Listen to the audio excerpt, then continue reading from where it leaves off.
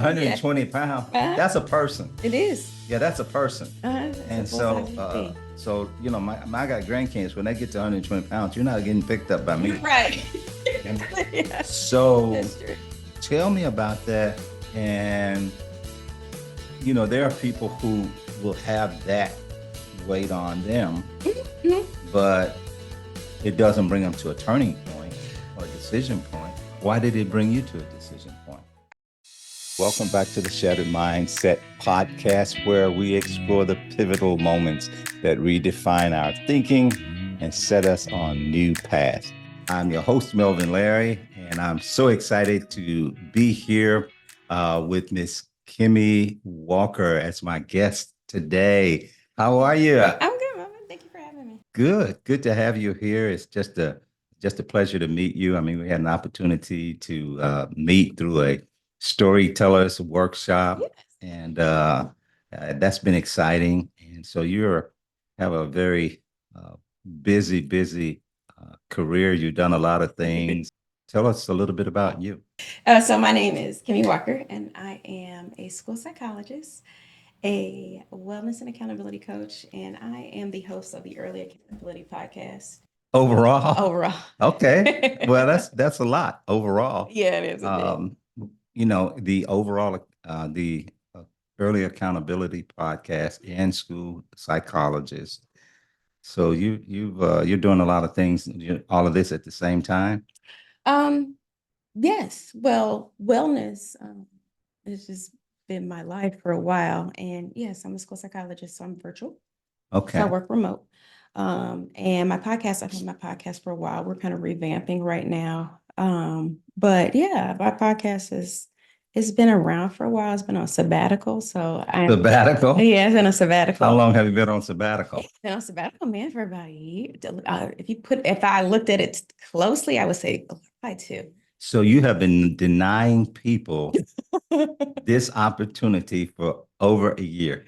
And honestly, it shouldn't have even been like that because I have enough episodes that I could have at least even had some syndication. So, Okay. but yeah, So why'd you go on sabbatical? just so many shifts and changes and transitioning, a big of it transitioning be remote and Yeah. different time zones. So it was just kind of a lot. And I had kind of pivoted from less guest interviews and Yeah. more solo.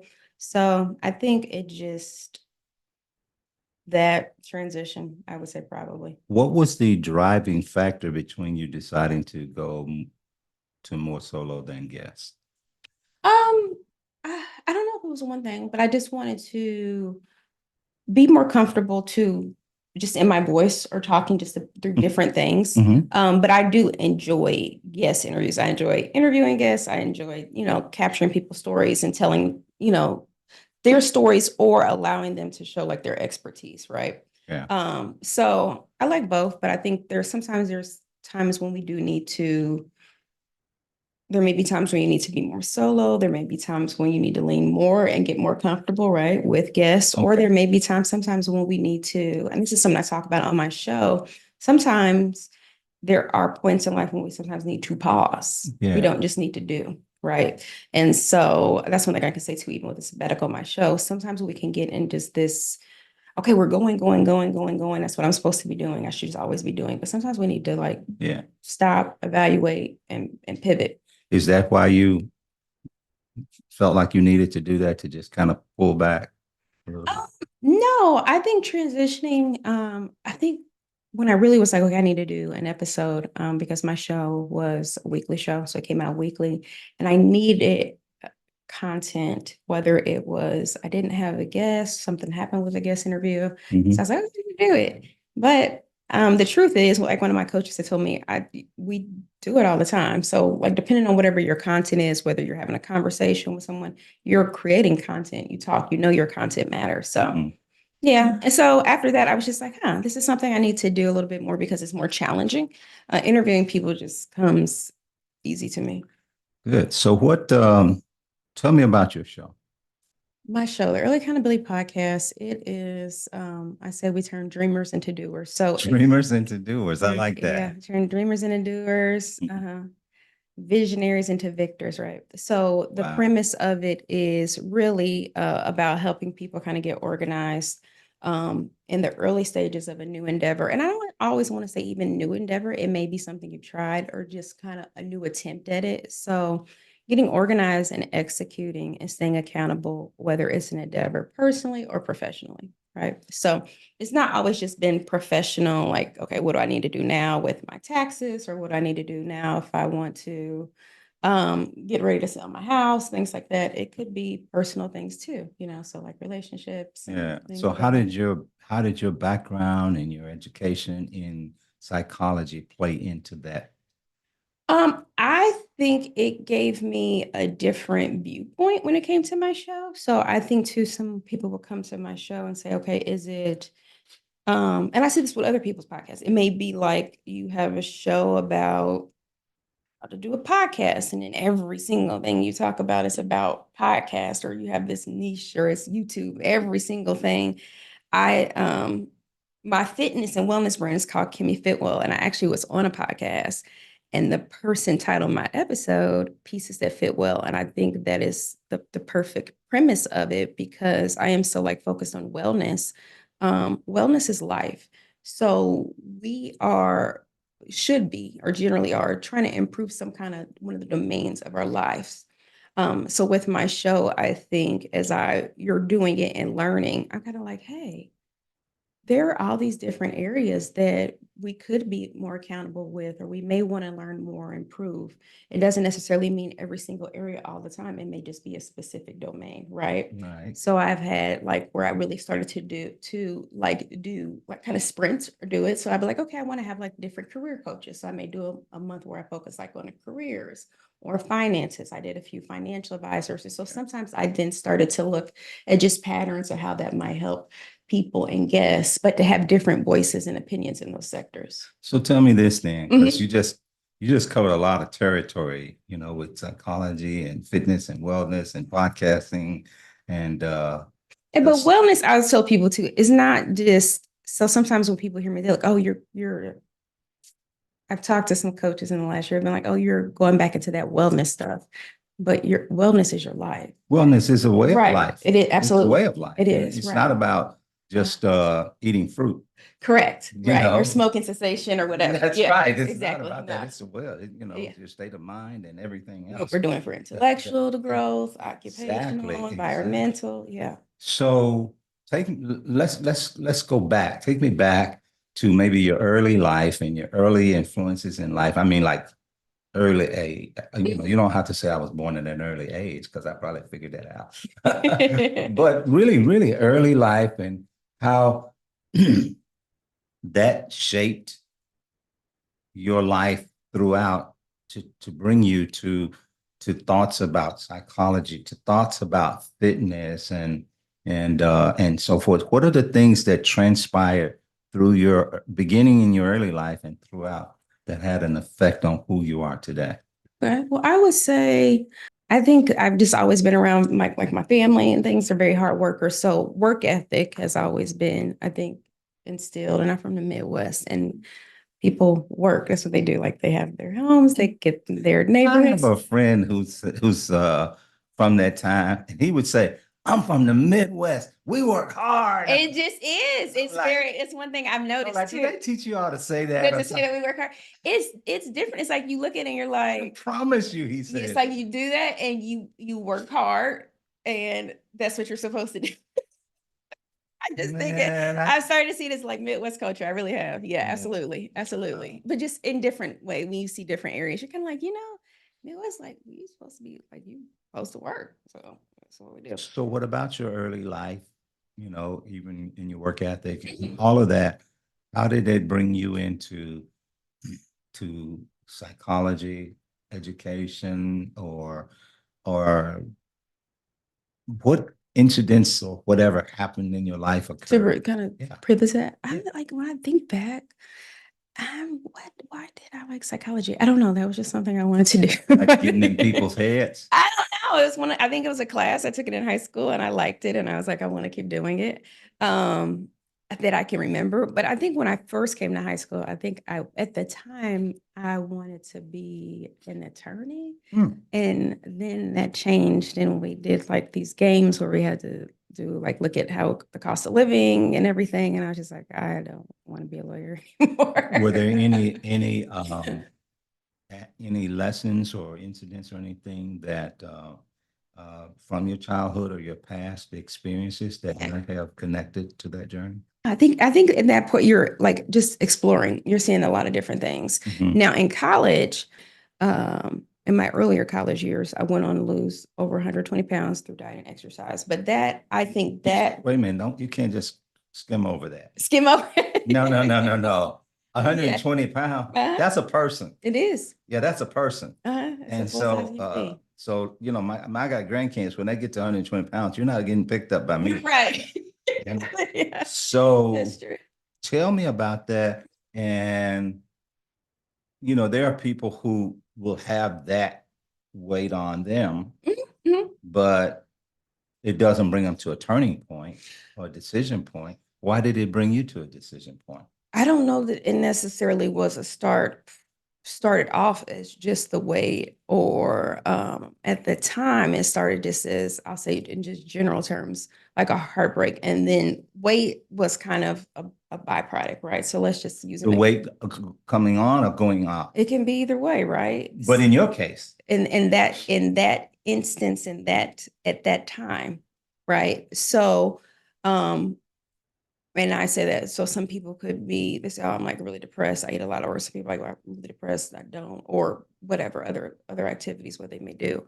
So at that point, it started with that. But what kind of picked it up was the things I started to do just to kind of like zone in and just take care of myself and like focus on myself. So I would start to get up and walk one lap around campus at the time. And, then it was like, okay, feel a little bit better. I was like, I'm going to start doing that. So it wasn't just the weight, it was creating just different habits. So in the getting up and moving around or doing it in the morning or the intentionalness, right? And so that part of that too is just taking some time to just be with yourself before we get on this. Okay, I have to get here. I have to do this. I have to turn this paper in. so then in that case, then was you started to move because of things that were going on internally inside of you Right. and so forth. But was the weight an issue for you? Well, of course, if you're Because it's not for everybody. but a lot of people it is. Okay. So let's go there. So to a certain extent, a certain level of obesity, I mean, we're just not naturally made to be right large, right? There are going to be different sizes and there's going to be a range. There are people who are skinny who do unhealthy things, right? I was sitting at a after a meeting at a after meeting dinner with some folks that were part of it, and there was a young lady there. She was like really thin, not like sick thin, but she was very slender. Mhm. And she would say, I don't touch water. I hate it. You need to drink the water. She's like, I hate water. And she was just eating all kind of sweet stuff. And she said, she said, I don't worry about that. I'm in good health. Look at me. I said, that doesn't mean Doesn't you're in mean good health. anything. Right. I said, you Right. could be the most unhealthy person at this table. She said, no way, no way. I'm like, yeah, you There's skinny could. people who have heart attacks, Yeah, you right? could. Yeah, you That's for can. sure. She Absolutely. could drop in her tracks. Right. Absolutely. I think sometimes it is one being overly, I always say that overly busy. So sometimes we don't deal with things just from always being busy or for always doing for others. So the people who are like constantly givers, constantly bearing stuff for other people too, and not taking that time for self. That too takes a toll on us. Wow. Whether it's like taking on other stuff for people, just even mentally, like the worry of it. Yeah. Or always trying to be a helper, always having to save, those kind of things. So um that's what I believe within that. So for me, what was pivotal was just taking some time for myself not to have to do or be anything. Like just take some time to be basically mindfulness, right? To be aware. But it's always a journey. So I always tell people that. So it's never okay, I lose this weight, I get down to this size, that's it forever, right? No, I mean, you always have to constantly be taking care of yourself or doing things. And that's with a lot of stuff, right? Yeah. That's what wellness is.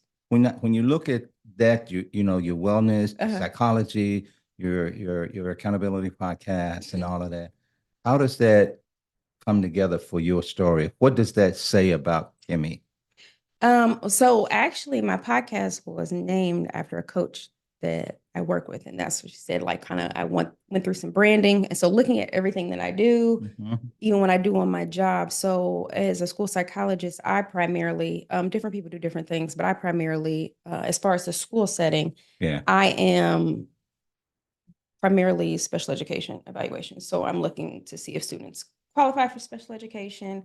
Do they need different services or supports, right? So I'm looking at students who may be having some difficulty performing, whether it's academically or functionally or socially, yeah, looking at the situation, doing evaluations, and coming to a team, inclusive of their parents, and saying, hey, based on these results, based on everything that's going on, the data, this is what I believe the next step should be, yeah. and then go from there. I don't provide any ongoing services. So I don't counsel. I don't, Okay, if you okay, had to call me anything, I'm more of a diagnostician. So like I look at things, I do tests, I do evaluations, I write okay. reports, and I give people recommendations for the next steps, right? Well, I have a special love for special education.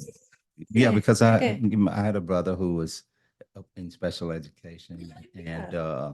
and I know that it takes special people to Yeah. know what to do with special education people, because the outside world designates special education people unfairly. They thought my brother was the dumb Mm, brother, you mhm, know, mhm, mhm. the retarded brother, but Right, he right. wasn't. It was not what it was. It Yeah, wasn't, you yeah. know. Mhm. He just had special needs, Exactly. The you know. diverse learners, right? That's right. He had Mhm. special needs, you know, and so it's interesting. So I appreciate that very much. But there's another element in there that you didn't mention and that we haven't talked about. Mhm. And tell me a little bit about the influence of yoga in your life.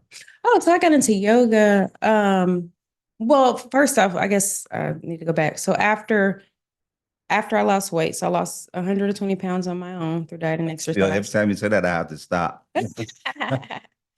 And then I then went on to become, so first was personal trainer. So I became a personal trainer. So you lost 120 pounds in a healthy way.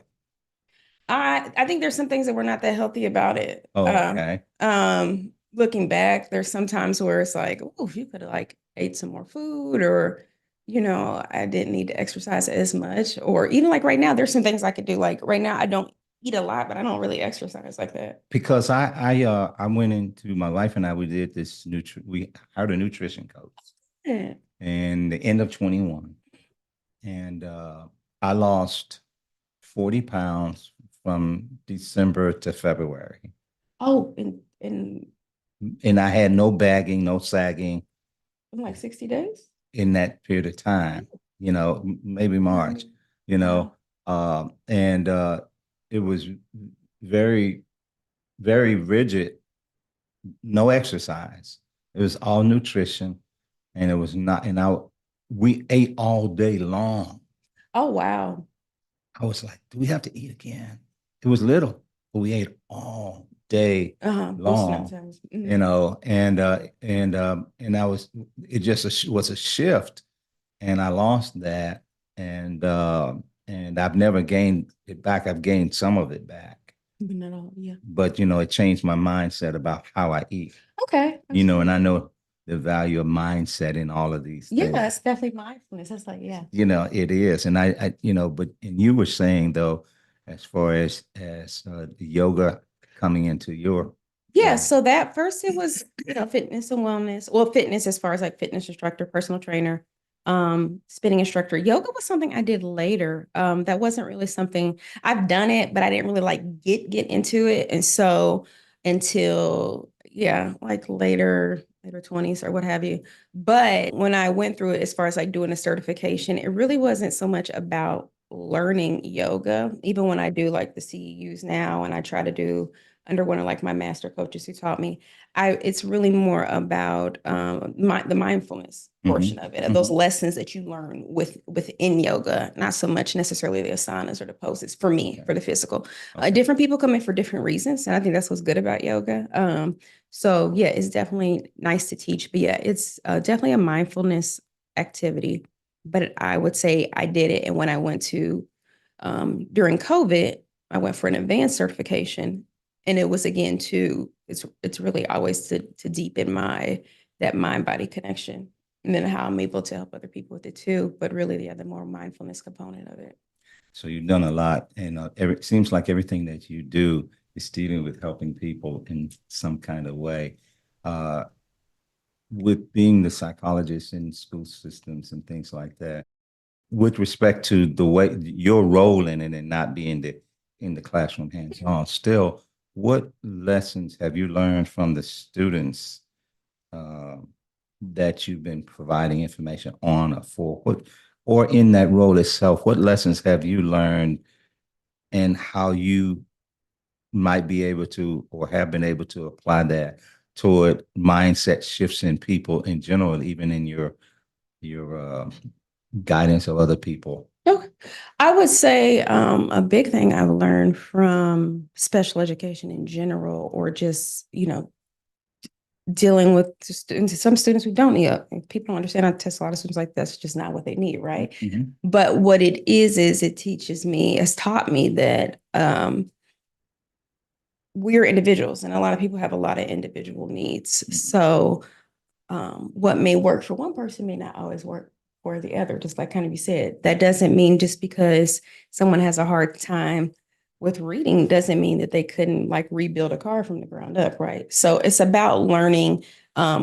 People look at it as I'm coming in just to see weaknesses, but we're also here to look at strengths too, and to kind of maneuver through that. So I think it has taught me that people are individuals, and sometimes what works for one doesn't work for the other. And so sometimes we have to remember that Yeah. when it comes to things that may be more cookie cutter, like how the classroom is, and this is how we sit, and this is how we stand, like, and just sometimes somebody might need something a little bit different. Yeah. It doesn't mean they're need special education. They just might need a modification, and it's okay, right?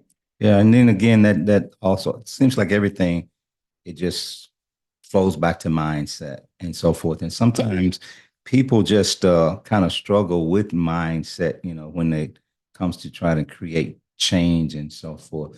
What's a situation where maybe you had a difficult mindset situation where you had to make a hard decision that your mindset had to shift in order for you to To maneuver. Mhm. That's a good.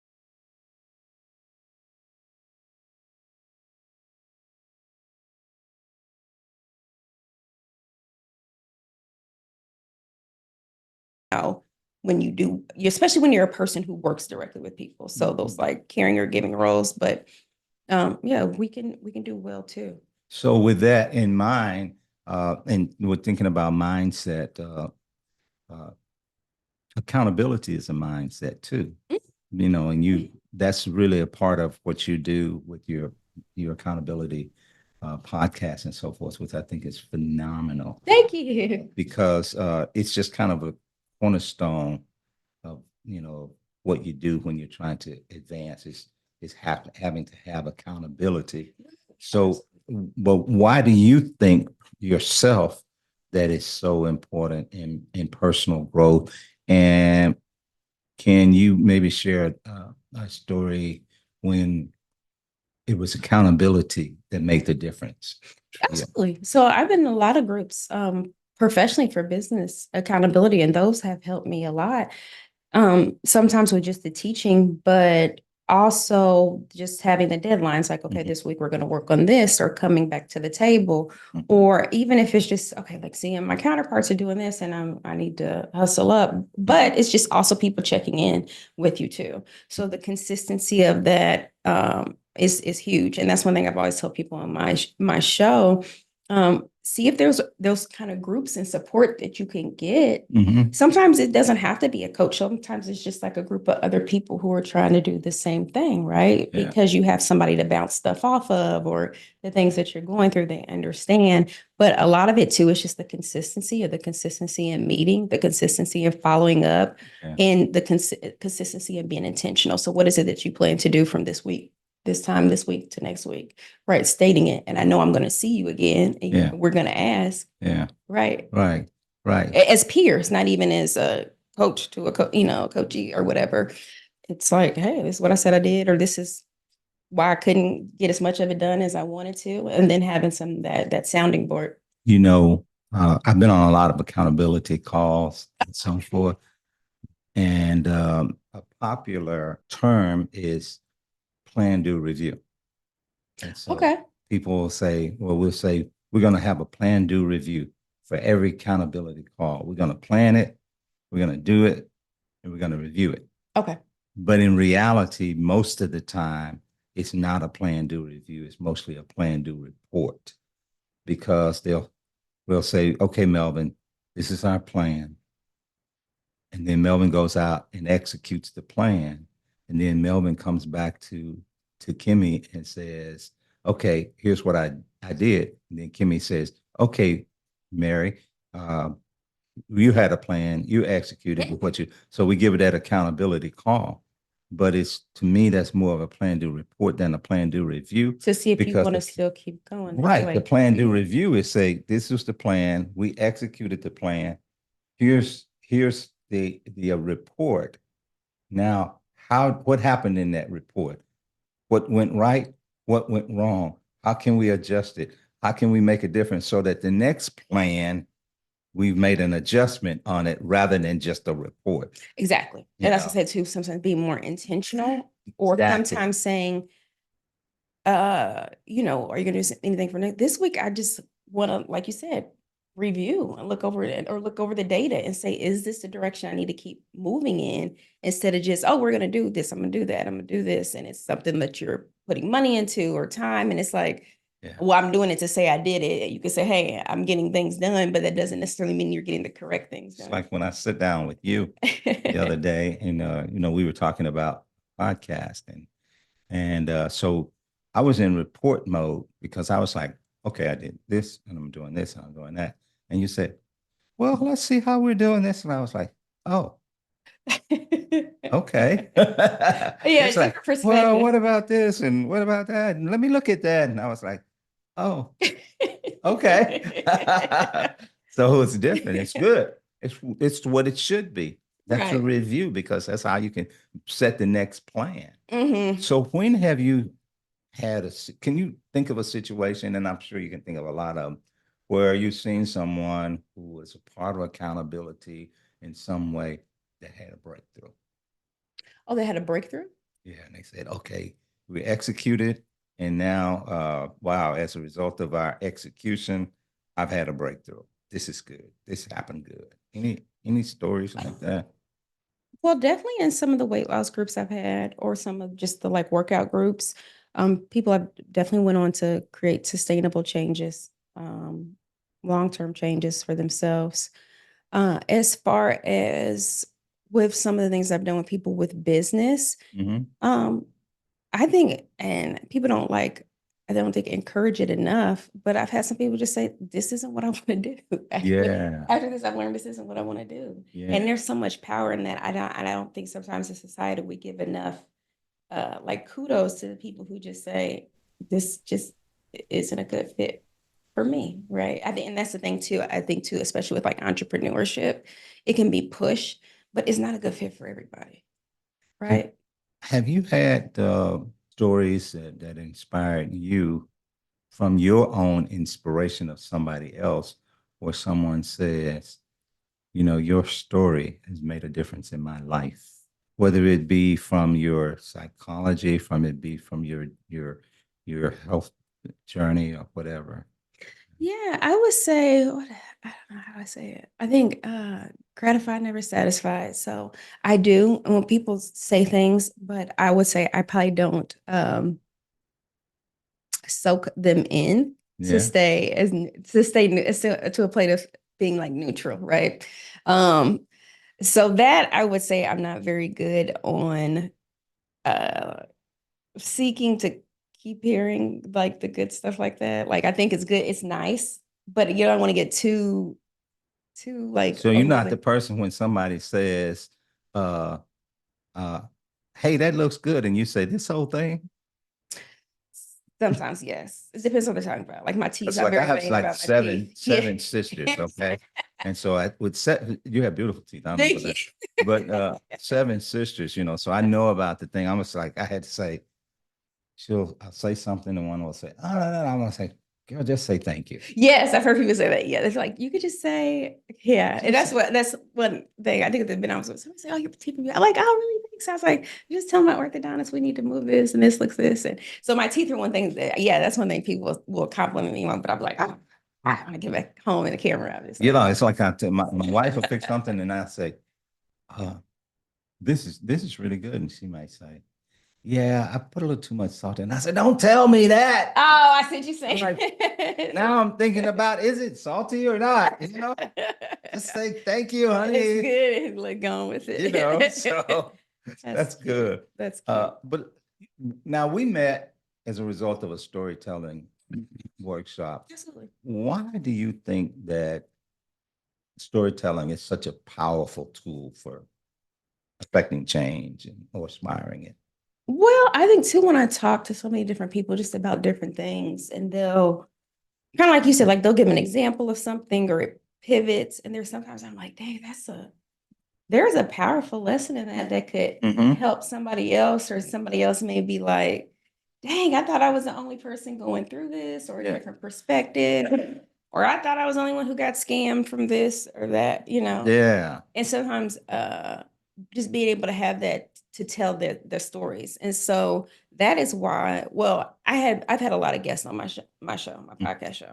And so I think it was maybe just COVID too, but there were a few guests I felt like, man, you all do this, or you talk on social media, you do a good job, like you should have a show. So there were three past guests on my show. I was like, I really want to help y'all like launch a show. And I think we can get it done in like 3 to 4 weeks. I can do it in a month. And we did. Right. But they were all Black men. And that was something I felt that in society, like I think there's nothing wrong with women of color podcasters or whatever I'm on. But I do think we still, even as society as a whole, need to hear more diverse voices, diverse opinions when it comes to men of color, especially African American men of color. I agree with that. Women gravitate toward women, you Correct. know, Absolutely. and so it's a natural thing. My wife, put together a women's empowerment Yes, organization. absolutely. She's good at that. And Yes, so, absolutely. I've had people on my podcast who, I'm going to have someone in the next week that speaks to women and so forth. Absolutely. And so to hear you say, I've had three men of color on my podcast, that's great for me to hear that, Yeah, you absolutely. know, because I don't think that we get enough play, Mm-mm. especially in the positive way, No, you right. know, and I don't think that we have enough opportunity to tell our stories. Yeah, And as a matter of fact, that's one of the reasons that I started the podcast was absolutely. because I worked in corporate for many years, a couple of decades in corporate, worked in business and in direct marketing and things of that sort. And but I don't think people knew anything about me. And I don't think even, my children, grandchildren knew enough. And so I wanted to have a way for people to kind of get to know me. But at the same time, I think that historically, today, especially in the digital society that we're in, people don't hear people's stories. And that's why I like to talk about, and when I talk about take me back, You want to hear the story. I want to Yeah. hear the story Absolutely. because I want to hear the story because when people hear this, they hear your story. And people need to hear your story. People need to hear your journey. Okay. People need to hear that, you lost 120 pounds, and because that's a story, but there's more to people know the Kimi story for that. And most people will try to identify you for that. Correct. But there is so much more to Kimi. That's why I wanted to talk about the yoga and the accountability and the podcast and the psychology and the way back when you were 10 stuff, because um, losing 120 pounds is what you did, but the other stuff is who you are. Correct. Absolutely. And so, and I bring that full circle that I don't think that we as men are as open to talking on that. I hope you'll do a lot more, and just to bring it full circle about who I am and why we do this. And so, I think that, were you about to say something? Yeah, I think the diversity in the voices is important too. I like that diversity in the voices. And just for the next generations to see different things amplified. Yes. So it doesn't have to be it shouldn't just be basketball or rap. Like, there's other things people have done that are very great and very admirable. And somebody may not have had access to that or that type of person, right? Yeah. But we have all these outlets now that we can get, like you said, those different stories out there and those different perspectives, so people can see And I think that now we are in the digital age with podcasting and so forth, where we're getting to see men and women of color who and beyond, young people who are moving into areas of finance and financial success and different things like that, and telling their stories about how to invest and how to handle your money and different things of that sort. And so this is providing a medium whereby we can hear that and see, people can see that there are other avenues, where you don't have to be able to not that there's any problem with singing or rapping. I can't do either one of them. And I can't do anything with a basketball or anything, but and I applaud those people tremendously for their talents. I applaud them for that. But when people can see a bigger picture, that there are other options, because there may be, I told my son, I said, you're a great football player and a great basketball player. I said, but there are only so many slots, Right. The difference is, but if you're pursuing something where you're developing your area of finances and real estate and markets and things like that, it's a much broader field. It's a lot more opportunity. So tell me about situations where you might have gone through different challenges and, I don't know, maybe even failures, so forth, and that you had to dig your way out of. Maybe you never had any. No, I think, because everything's a lesson, right? It should be, if we accept it as a lesson. Yeah, everything's a lesson. A lot of times we don't accept. That's why we're here, because everybody doesn't see it as a lesson. Because you can think about stuff that you thought, and that was the worst thing. I hate that experience. I don't even want to think about that experience. But if you look at that experience and you really, really think about it and say, okay, now what happened after that? Okay, what happened after that? Okay, that led to that. That led to that. That's why I wound up in college. Oh, okay, that led to that. So there, the dots and lines connect. Mhm. I don't know. I can't think of one really. You can't think of any failures? No, of course there probably been things that I haven't done, but I'm not I can't, I don't have one like right off the top of my head, I think, that I can draw anything from. Okay, or setback, Well, let me ask you this: what's the most common challenge that you see people facing in your profession, In general, or even when they're just trying to shift their mindset, I or usually doing too much, myself included, or just doing there. too much, huh? But I think that's kind of I think that's kind of culture right now. Yeah. Doing all of this, you got three, and I had worked multiple jobs too, but like different activities, kids in all these different groups, like just always going. So how do you affect that? I mean, you see, let's say that you're looking from a professional standpoint Mhm. and you see that that's the situation. How can you address that? How can you affect that? Um, I think it's important to plan a time to pause, right? So Okay. I always recommend that. And even myself, where you can put your phone down, Mm-hmm. turn things off, check away from some stuff too. Even within my business, I said, hey, so this weekend I'm doing some things, but like I'm not doing some other things. And I was just very clear, like, hey, I'm gonna check out from this, Yeah. I'll be back on this day next week. Yeah. Right. And that's okay. Sometimes we have to do that. So when you look at where you came from, Mhm. where you are, the things that you're connected to, the people that you're connected to, where do you see that taking you? I think I'll continue to work with people. Like I don't think I'll stop being a school psychologist. I may not do as much of it. So I am looking at just different ways to expand. So I believe like the things that I do with podcasting, the things that I do to help other podcasters, that's something that I'll see expanding and growing. Um, and as far as wellness and wellness services too, I kind of look at it all the same now, right? So, um, as before, where I'd be like, this has to be very separate. Like you said, this has to be very separate. This is it really doesn't. There's a lot of overlap, Mhm. in things. So, I think just adjusting to where I'm at in those different phases, and when I say that, not feeling that I have to stay stuck and fixated on one thing or one service or one area or one location, what have you, right? Do you have a vision for where you're going? Okay, this is Kimmy's vision going forward.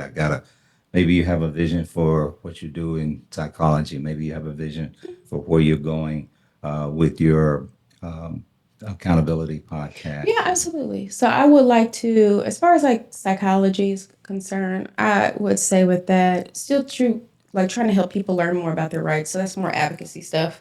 But being able to get that type of information to more people effectively. As far as wellness, yeah, I do have some things that I'm brewing around with wellness. So hopefully, those things will come into They're under fruition. wraps for now. Just a little bit. Ah, okay, okay. Hey, tell me this because you talked about going to Florida State. You talked about living in Indiana and everything. How has living in Atlanta affected? Now I'm gonna correct one thing. I went to FAMU. I didn't go to Florida State. I went to FAMU. Thank you for I correcting forgot that. I had to correct her. Shout out to the Rattlers. I'll fix that. Florida as a state, yes, and I did take. I took a. I I think should have said you went to school in Florida. yes, but I did have to take a class over FSU, so it's not that like that hard. It's not that big of So a they deal. got a piece. A little bit. They did. They did. They They should be fortunate. did. But yeah, what were you saying? So I got stuck. I got No, I stuck on just said based on all of that, you didn't hear anything else. I just said that. I said, how has living in Atlanta affected you and the things that you're doing yeah, FAMU is like a little falling into Atlanta. place? Yeah, I like Atlanta. Atlanta is very inspiring. There are people here who um are definitely, some dreamers and some visionaries, but you get to see people do a lot of different things, Mhm. try a lot of different stuff. Very innovative. That's one thing I can say. Like very, very innovative. Like people say it all the time, like everybody in Atlanta is an entrepreneur. Like Yeah, it is. It's like an entrepreneur city of just I liked everywhere. it. When I first got off the airplane into Atlanta at Hartsfield, I said, man, these pretty people here. And a month later, I was here. So Yes, it's good energy. That's one thing I can say. Every time when I have come here for like a conference or something, yeah, even though it might be people from different locations, you always leave like, whoa, okay, yeah, like energized because it's like, yeah, people are it is a doing. good energy. It's Yes, actually a really good energy, it's and a I good think energy. that's important too. Like environments we put ourselves in, because there's sometimes we can't choose, but there's some times when we can choose to be around different ones that are more inspiring. Yeah, yeah. So, for somebody who is looking for, I mean, maybe somebody's listening and they're just kind of stuck and they're trying to move forward and they don't know what the first step to do to just kind of shake themselves out of a funk or something like that. Yeah, yeah, What would you exactly. say? Yeah, I always say, first, of course, I always get grounded, right? And it's when we're there in the situation, whatever it may be, right? It's what isn't going right. I think too, um, when it comes to what are the next steps, it's really looking at what do you need most importantly Yeah, next, right? Because if it's something like I need to have whatever $10,000 so my house isn't foreclosed on, right? So like we got to do like what we can do right here yeah. in this moment. So How do what you identify grounding? grounding, what I told you before, being able to pause, Okay. right, and get still, um, and be there in the moment now. Hmm. So being present. So I had a mindfulness group I did with some students, and that was our one of our core teachings, and that was our first teaching, Yeah. and it was be present. So I want you to be right here where you're at right now. So if you come tell me what such and such did to you on the playground, that's not being present Hmm. because you're fixated or focused right now on something that happened. If you telling me what you're gonna do to them in lunch, right? Yeah. Later, Yeah. that's not being present, That's right? not Because you present. said you're in the future, right? Okay, Or that's what? definitely not Right. present. So we're not too focused on what we're doing like here That's, I later. never thought about it like that because that really is true because you're just kind of trying to play something out. Or you're dwelling or keep remaining on something that was, Yeah. right? Yeah. And if there are things like that in life, we sometimes may need to go get more help to figure out if there's something that you can't get past. And there are some traumas and things that people have had Yeah. that held them. But if you are stuck there or the ramifications of that or what that manifested into, we Yeah. got to be able to get there so that we can process and move forward. Kind of like what you said. This is what you're talking about, even what your podcast to me has got a lot of like Sankofa in it. Like in order to move forward, I do that sometimes I have to look back in order to know like where am I going, where am I heading? And so being able to be in those moments of reflection or planning, but not just get overly to not get stuck in those zones. You know, a stigma to a lot of people Mhm. is counseling, and they think that you get counseling when something's wrong and different things like that. How do you look at counseling for various things? You know, you got counseling, you got coaching, you got, how do Career you counseling. Right, right. look at that? I think I think I don't see anything wrong with it. Like you said, even whether it's maintenance or what have you, I do think the benefit that has helped, I think some people maybe tap in a little more, Mhm. has been some of the different approaches now, like coaching or Yeah. what have you. But they do, but I do like people who are very clear about what coaching is and what coaching isn't, right? And I think sometimes maybe some counselors even need to tell people like this isn't counseling is different than You, coaching, yeah, right? this is you're in here with me for coaching, but you need counseling. Right. Right. Yeah. Exactly. Absolutely. You need counseling, bro. Yes, absolutely. Well, Absolutely. but you know what? There are a lot of coaches, you know, and you know, and a great number of the coaches are not professionally trained like you are as a psychologist. Right. And so, um, what are your thoughts about that? I don't think that stops anybody from being a good coach. Okay. So there are really good like dance coaches and like football coaches, and some of them have not. Those are not the coaches I'm talking about. But it's I'm I talking about, you know, coaches you mean like a coach, like in a life life and all coach? of that. Yeah. I don't, I don't, there are some that are bad, right? There's just no other way around it. There's some people are bad, but there's some who can still be good at what Yeah. they're doing. So, you know, I think sometimes you just have to look at the results, look at the Yeah. perspective too. But I don't necessarily think that you have to have a certain set of credentials to be good at some things. So let me ask you this, Mhm. from a mindset perspective, Mhm. and you've done some things, you're part of this thing and that thing, and you listen to thought leaders a lot, Right. and so if you could just collaborate with anyone, one on one, in depth, they focused on Kimmy, who would that be? Right now, Yeah. Myron Golden be the next one. Yeah. Yeah. Yeah, man. I like Myron. I'm not there yet, but Yeah, I'm not ready for the stuff he could give me, boy. I tell it's you. a lot. It's a lot. But I like, yeah, I know I like Myron Golden, the next I coach like I would like that. to work I with. like I that. like Myron. So if you could share a timeless lesson from your journey with our audience here, Okay. what would that be? I'm glad I said it, but I'm gonna say it again. I think wellness is a journey, it's not a destination. Yeah. So when we're making whatever change or maintenance with certain things, it's not always well, I'm gonna do this, get here, and then this is done, right? Yeah. I don't have to worry about this anymore. There's still always going to be something. So keeping that in mind and embracing what that looks like for you at that stage. Right. How do you want to be remembered? That's a good question. I hope to be viewed as someone who could be also inspirational to people as well for Oh, yeah. making the best version of themselves a priority. Yeah. A lot of times, I mean, I know that there's probably has to be a time where you've been in a room with someone or some people and they've said, give me this, give me that. And you said, that is not who I am. Right. We all have. So um, when you think about that, what is the question that you wish somebody would ask you? I would just, or what is the question maybe that you wish I would have asked you that I didn't ask that could have brought something out of you or that you could have left a message for? I feel We get it? yeah, I You do. think we got it? I can't think of anything really. No. That's a good thing then. Yeah, like I don't feel like any misunderstood. Okay.